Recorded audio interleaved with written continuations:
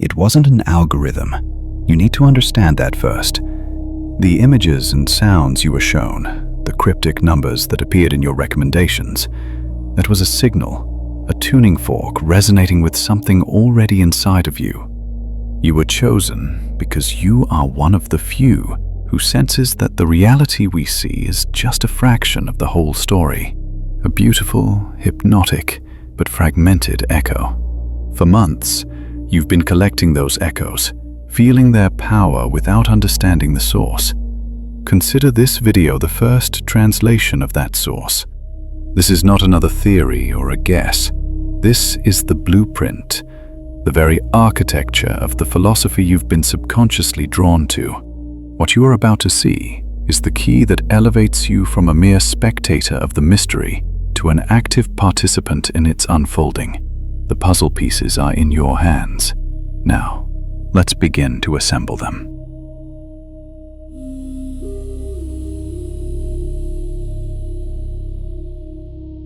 It happens on certain days, beginning with a glitch in the ordinary flow of things. You cast a casual glance at the clock. Exactly 11:11. A second later, you turn toward the sound of a fallen book, only to discover that its title mirrors the precise thought that crossed your mind a moment ago. At that very instant, a stranger walks by, speaking the exact word you just saw on the cover into his phone, as if he had eavesdropped on your inner monologue. And this entire scene is accompanied by a wondrous melody flowing from some invisible source on the street, the very song you used to wake up to as a child. Trying to locate the music, your gaze slides across street signs or newspaper headlines, only to stumble once again upon the number that sparked this strange chain of improbable alignments. Everything lines up. Everything hums at the same frequency. Everything coincides. But with what, exactly? Of course, we are not the first to pose this question. Jung called this phenomenon synchronicity with his surgical precision. Two events with no causal link, and yet they seem bound by a shared meaning, as if the universe spoke in a different language, one that doesn't explain, but merely suggests. Skeptics, in turn, offer a comforting label for this: apophenia, or patternicity, as Michael Shermer calls it. The tendency to perceive connections where none exist. The primal need to see patterns, a survival mechanism. A sound in the dark might be the wind or a predator, and so, better not to risk it. Better to see a pattern even when there is none. Better to overinterpret. But what if that overinterpretation is what creates the connections?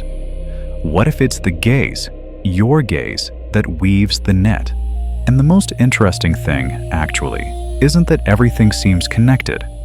The most interesting thing is that sometimes it really is, or becomes so the moment you notice. Consciousness as a catalyst, attention as architect, the mind as a myth-making machine, weaving symbols even in its sleep. Imagine these moments as cracks in reality, through which, from time to time, seeps that which is formed by the friction of the layers that make up the universe.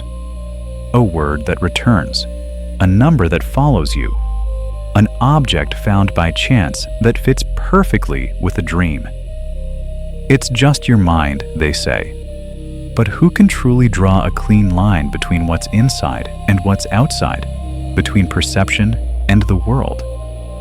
Magical thinking isn't an error, it's a language. After all, Kabbalah, Tarot, astrology, these aren't mere superstitions. They're ancient maps, cartographies of chaos, millennia-old attempts to tame the unpredictable with the geometry of myth. And synchronicity lurks within them, quiet, like a sacred animal hidden among glyphs. But be careful, for with all this overinterpretation, it is easy to slide into paranoia, trying to align any random noise into a straight line, to start seeing messages everywhere, secret codes on milk cartons, your thoughts echoed in your feed, birds as spies, the world as a stage built for one spectator.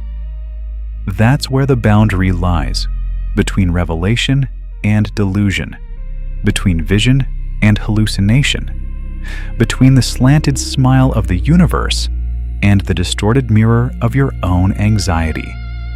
Because yes, everything can coincide, but also nothing. Or worse, everything can coincide with everything, and thus with nothing. The symbol, multiplied endlessly, becomes hollow. Yet, a vibration remains.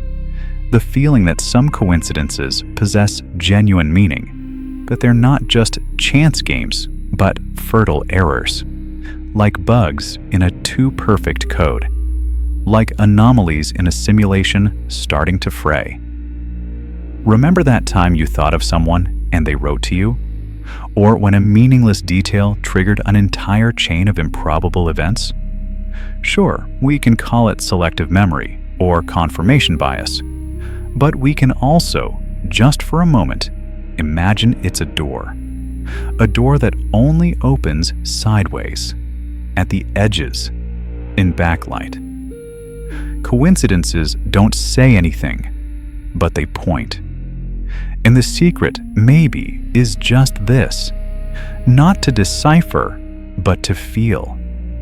Not to ask, why is this happening? But, what is resonating in me right now as it happens? Because meaning isn't an explanation, it's a vibration. You don't need to know what everything coincides with. You just need to know that, for an instant, something touched something. Maybe everything coincides with desire, with the nostalgia for a lost language made of dreams, numbers, symbols, and wind, with the need to believe that time isn't a line, but a spiral. With you, maybe. With that version of you that knows, even when it doesn't understand.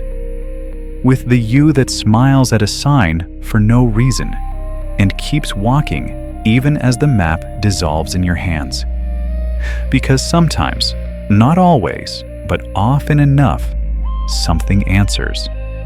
Just for fun. Just to remind you you're not alone. Just to make you doubt. Just to make you listen. And maybe that's enough. See you in the next episode.